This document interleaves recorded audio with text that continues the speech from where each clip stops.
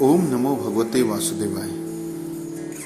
श्री सुखदेव जी कहते हैं, पूतना नाम की एक बहुत क्रूर राक्षसी थी, जिसका एक ही काम था कंस की आज्ञा से छोटे छोटे बच्चों को मारना। वह नगरों में, गांवों में और बस्तियों में बच्चों को मारने के लिए घूमा करती थी। जो लोग अपने दिन प्रतिदिन के कार्यों में भगवान के नामों का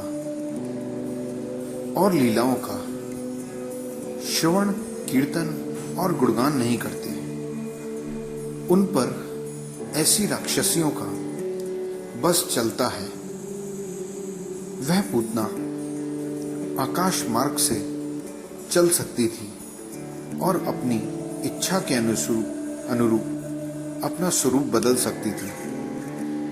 एक दिन वह अपना रूप बदलकर परम सुंदरी बन गई और नंद बाबा के गोकुल में घुस गई।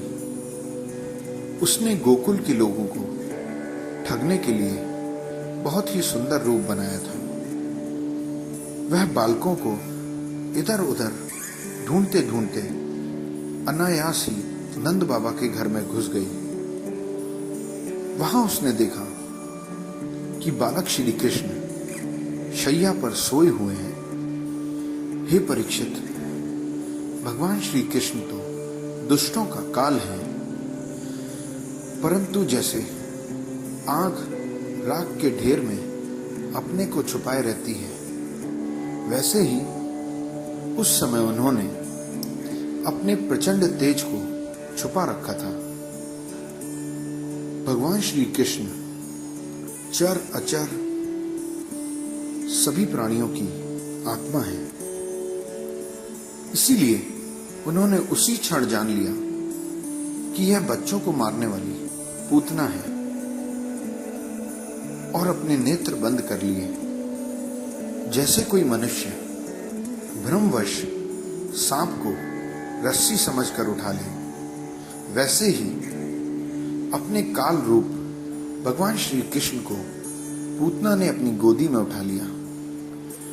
रोहिणी और यशोदा जी ने उसको घर के भीतर आया देखकर भी कोई रोक टोक नहीं की, क्योंकि इस रूप में वह सुंदर देवी के समान दिख रही थी।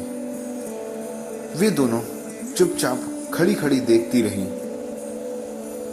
भयानक राक्षसी पूतना ने भगवान श्री कृष्ण को अपनी गोदी में लेकर और मुंह में अपना स्तन दे दिया, जिसमें बड़ा ही भयंकर विष लगा था।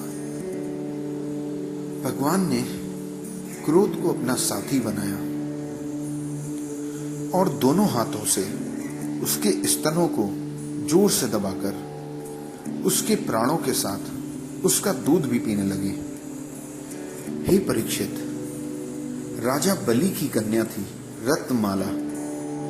यज्ञशाला में वामन भगवान को देखकर उसके हृदय में पुत्र स्नेह का भाव उदय हो गया। वह मन ही मन अभिलाषा करने लगी कि यदि मुझे ऐसा बालक हो और मैं उसे स्तन पिलाऊं तो मुझे बड़ी खुशी होगी। वामन भगवान ने अपनी भक्त बलि की पुत्री के इस मनोरथ को मन ही मन में जान लिया। वही द्वापर में पूतना हुई और भगवान श्री कृष्ण के स्पर्श से उसकी लालसा पूर्ण हुई। जब पूतना को लगा कि अब तो मेरे प्राण ही निकल जाएंगे, तब वह जोर जोर से पुकारने लगी, अरे छोड़ दे, अब बस कर। वह बहुत जोर जोर से हाथ पैर पटक कर रोने लगी। उसका सारा शरीर पसीने से लथपथ हो गया। हे परीक्षित, इस प्रकार निशाचरी पूतना के स्तनों में इतनी पीड़ा हुई कि वह अपने को छिपा ना सकी और राक्षसी रूप में प्रकट हो गई। उसके शरीर से प्राण निकल गए, मुंह फट गया, बाल बिखर गए और हाथ पैर फैल गए। पूतना के शरीर ने गिरते गिरते भी 6 कोस के पेड़ों को कुचल डाला। वह बड़ी ही अद्भुत घटना हुई। पूतना के उस विकराल शरीर को देखकर सभी ग्वालवाल और गोप डर गए। जब गोपों ने यह देखा कि बालक श्री कृष्ण उसकी छाती पर निर्भय होकर खेल रहे हैं, तब बड़ी घबराहट और उतावलेपन के साथ झटपट वहां पहुंचकर श्री कृष्ण को उठा लिया।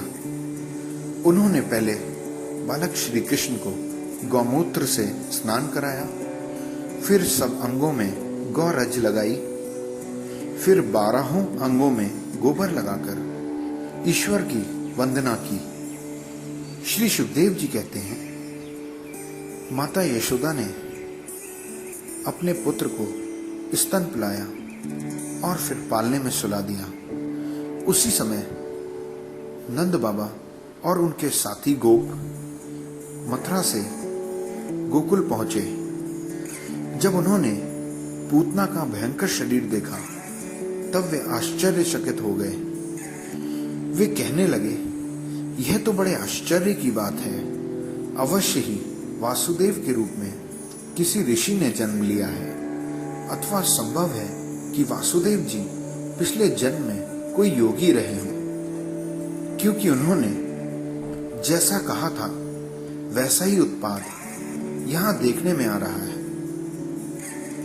श्री सुखदेव जी कहते हैं, हे परीक्षित, उस पूतना ने भगवान को भी मारने के लिए अपना स्तन पिलाया था, फिर भी उसे वह परम गति मिली जो सत्पुरुषों को मिलती है। ऐसे में जो जीव सबकी आत्मा के रूप में विराजमान भगवान श्री कृष्ण को श्रद्धा और भक्ति से माता के समान अपनी प्रिय से प्रिय वस्तु भी भेंट कर देते हैं, या कहें अपने मैं को भूलकर स्वयं को उनकी भक्ति में समर्पित कर देते हैं, उनका तो कहना ही क्या। माना कि पूतना एक राक्षसी थी, फिर भी उसे उत्तम से उत्तम गति जो माता को प्राप्त होती है वह प्राप्त हुई। फिर जिनके स्तन का दूध भगवान ने बड़े प्रेम से पिया, उन गौओं और माताओं की तो बात ही क्या है। हे राजन, वे गौएं और गोपियां जो नित्य निरंतर भगवान श्री कृष्ण को अपने पुत्र के ही रूप में देखती थी, फिर जन्म मृत्यु रूप संसार के चक्कर में कभी नहीं पड़ सकती, क्योंकि अज्ञान ही संसार है।